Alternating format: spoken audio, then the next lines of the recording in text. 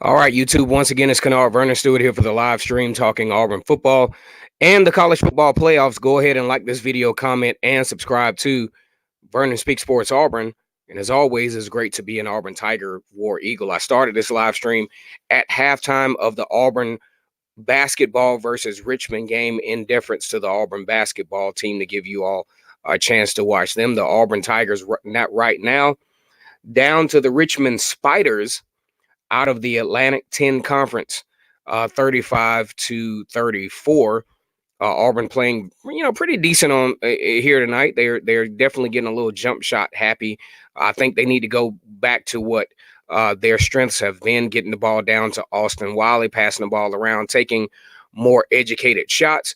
I think Auburn basketball team, as they continue to progress, will be a pretty decent basketball team. I think they're probably a little bit more talented than they've been in past times. These guys play very well. Currently in tournament up in Brooklyn, New York. But we got the college football playoffs that has come out tonight.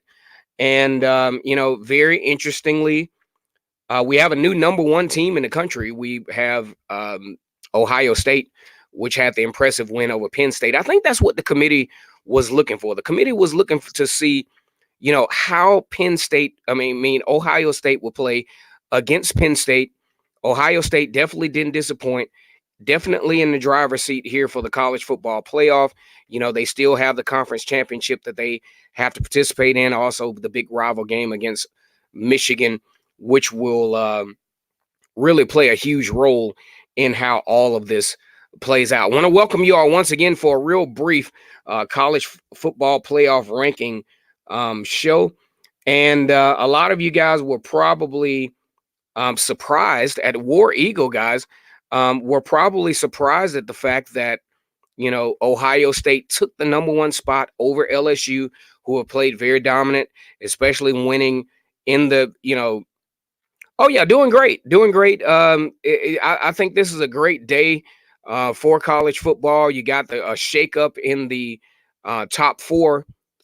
You have Ohio State taking LSU's place as the number one team in the country. And, it is what it is. I think, LSU probably still, in my opinion, should have maintained that number one spot, winning a game against Arkansas 56-20.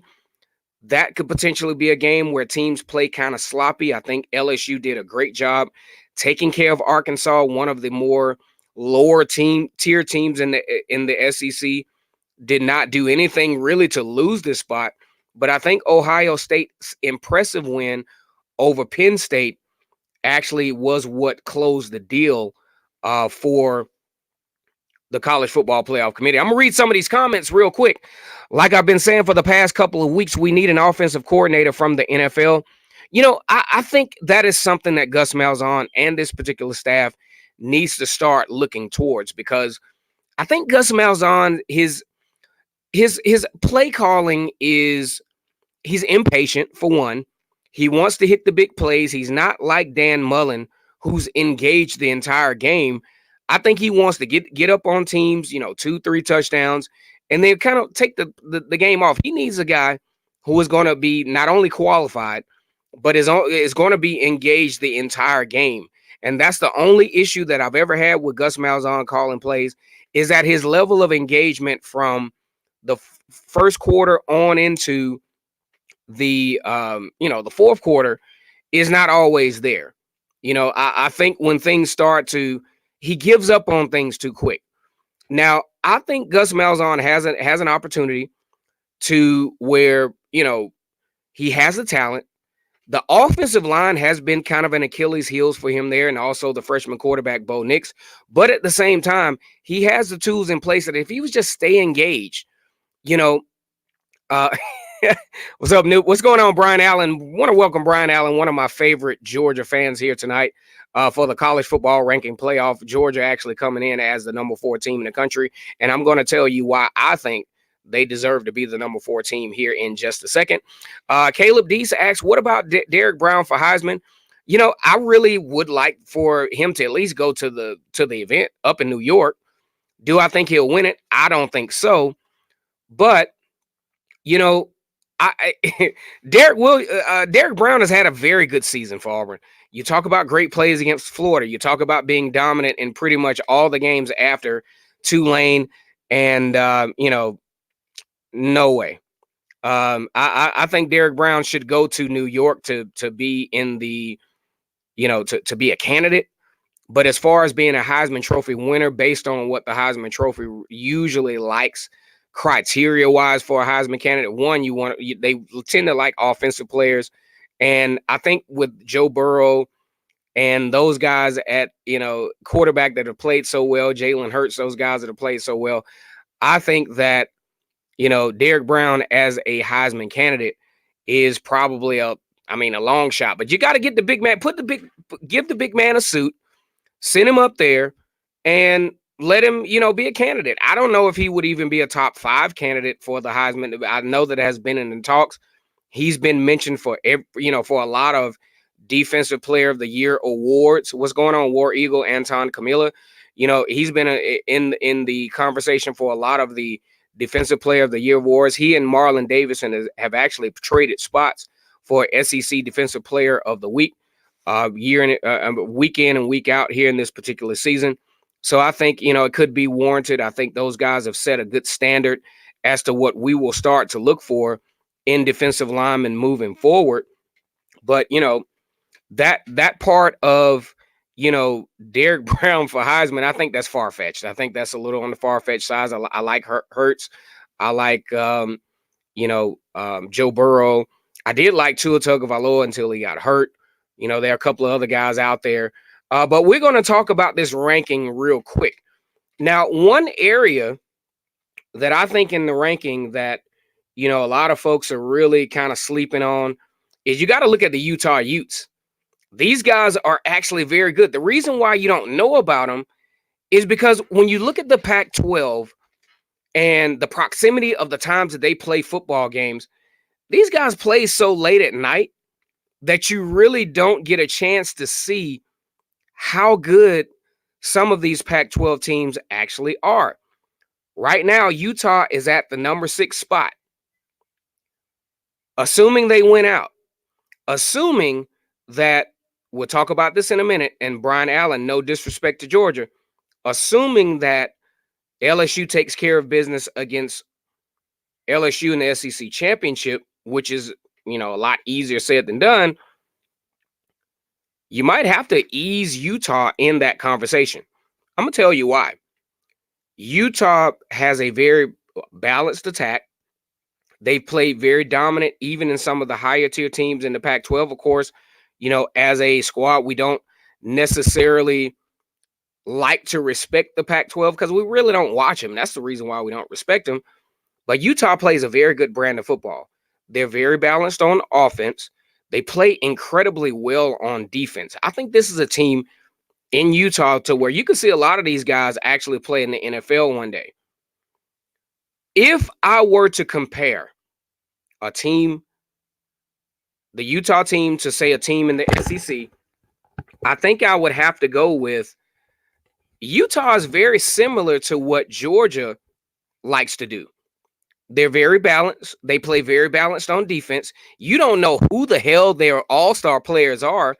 The reason why you don't know is because they play so well as a team out at Utah. They have a very good quarterback. They have a good stable of running backs. And surprisingly, they actually have a pretty good offensive line. Now, once again, Oregon, who could have been the poster child for the Pac-12, really, what if Georgia? Woo!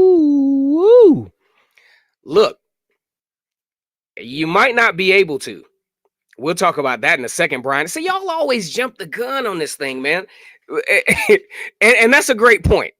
I'm going to go ahead and highlight my frat brother and friend's comment here. He says, I don't disagree with that comment, Newt. However, what if UGA beats LSU in the SEC championship? Do you ease Utah in the Final Four then? Now, the committee will definitely have to do a lot of homework on this, because now you have a situation where you have LSU's got a LSU, depending on how bad hypothetically Georgia beats LSU.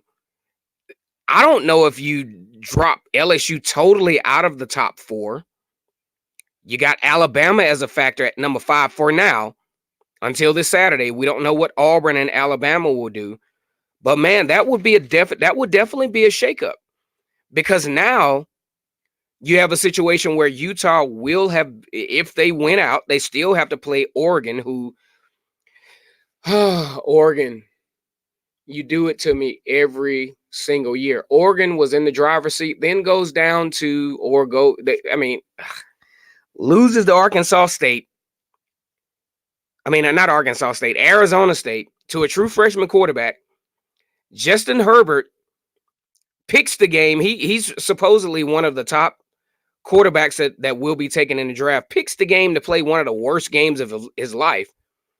Now Oregon, the 2 losses they do have is to, I think the committee really is not going to bode too well with Oregon anyway. They can't get in now, but looking at resume building as far as Utah goes, you got Oregon losing 2 games, both of whom had freshman quarterbacks at the time, Bo Nixon Daniels out of Arizona State. And it just doesn't look good for the Pac-12. But if Utah can go in and have a convincing win over Oregon, I think you got to find a way to get these guys in. Now, going back to the Georgia LSU game, which I was going to allude to, after seeing Georgia against Auburn, seeing their body of work, especially how well they play on defense, I really like Georgia. I'm not saying that on this show, Vernon Speaks Sports Auburn live stream college football playoff ranking, I'm not saying that I pick Georgia to beat LSU. Not saying that by any stretch. However, I really like this Georgia defense. I really like the fact that Georgia's defense could possibly give that team a chance, especially with Jake Fromm. You still can't count him out. He's been struggling a little bit, but he's still been there. He's been to the SEC championship a couple of times. He's been to the college football playoff, had a very heroic game with he and that number 1 dude that y'all had a couple of years ago at Georgia. I can't think of his name right offhand, against Oklahoma. So he has the experience to make this happen. So, Auburn Orange and Blues brings up another point, which I will get to in just a second. Rivalry week is well in hand. Now, we all know with rivalry week, that adds a whole nother element to this thing, War Eagle. Now, so let's just say Georgia shows up, does what I think they can do. Georgia recruits on some of the best levels in college football. Georgia is not out of this thing yet.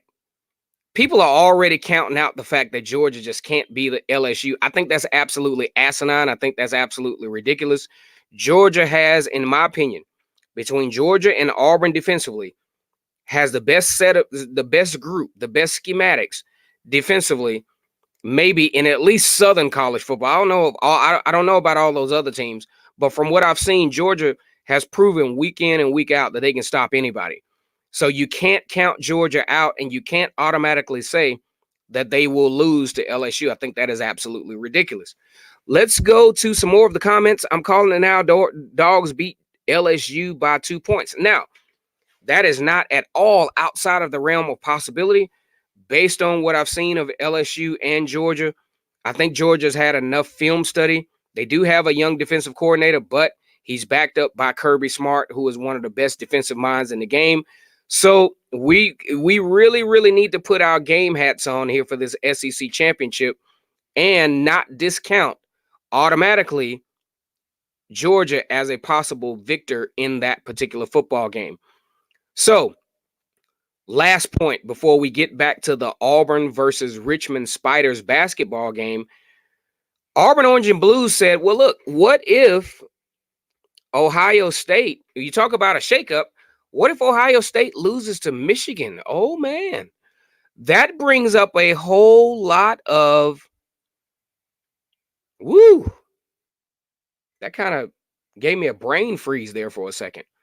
What if Michigan finds a way to upset Ohio State, puts a little pressure on Justin Fields, shakes up some things? Man, oh man, that would really shake up the committee would have to do some long, I'm talking about midnight oil kind of analysis as to who gets into the top four. That's the thing about rivalry week. A lot of crazy things can happen. Okay, so the last point, we're going to talk about Auburn's chance to get in a New Year's Six bowl.